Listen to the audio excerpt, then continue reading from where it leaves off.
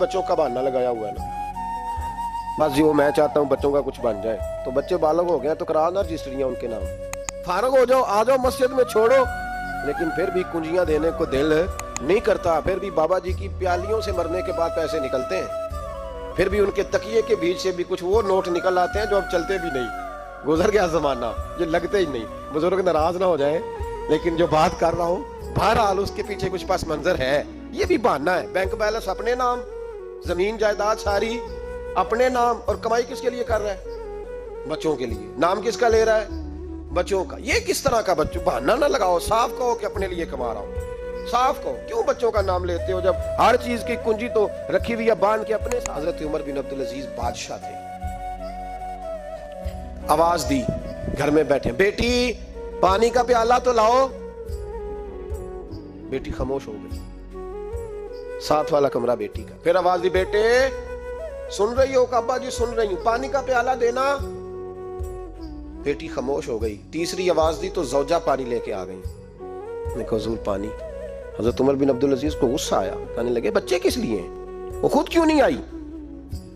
अब इतनी नाफरमान हो गई है कि एक प्याला पानी का बाप को नहीं दे सकती, क्यों नहीं आई? तो जौजा कहने लगी चलें दारगुजर करें। उसने कहा अब्बा को नहीं बताना, पी ले। क्यों नहीं बताना?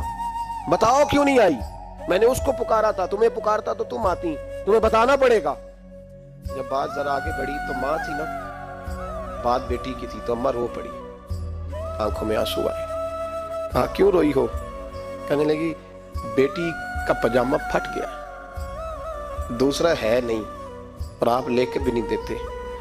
कमरे में बैठ के तो पजामा सी रही है, तो कह रही थी अब्बा को बताना ना, उन्हें तकलीफ होगी। तो वो उसके पास दूसरा होता तो आ जाती, एक ही था, तो इसलिए नहीं आई। हजरत उमर बिन अब्दुल अजीज उठे, सर सजदे में रखा, कहने लगे या अल्लाह तेरा शुक्र है, तूने मेरे बच्चों को बकदरे जरूरत रोजी अता फरमाई है। या अल्लाह तेरा शुक्र है। एक रवायत मैंने पढ़ी, कलेजा मुंह को आया। मुस्तफ़ा करीम बैठे थे, तो सैयदा आयशा सिद्दीक़ा रदी अल्लाह ताला ने अर्ज की, या रसूल अल्लाह सल्लल्लाहु अलैहि वसल्लम, वो देखें सैयदा फातिमा आ गई है, वो देख के बीबी साहिबा बगैर बताए आ गई।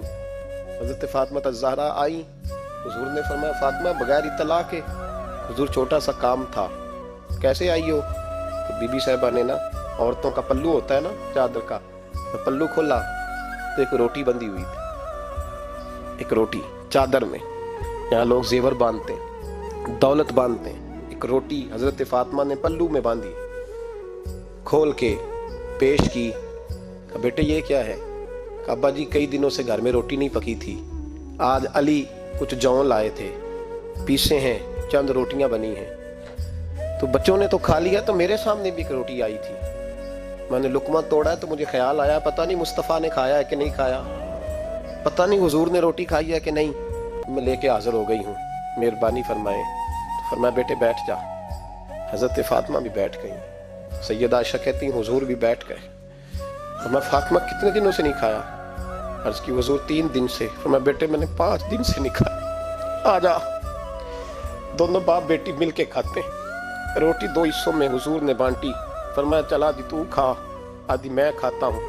हजरत फातिमा ने लुकमा तोड़ के मुंह में रखा तो रो पड़ी, हुजूर 5 दिन से नहीं खाई। फरमाया बेटे चुप कर, हमारा दुनिया से क्या ताल्लुक, एक पुल रह गया है, बस अल्लाह फिर जन्नत की सारी नेमतें अता फरमा।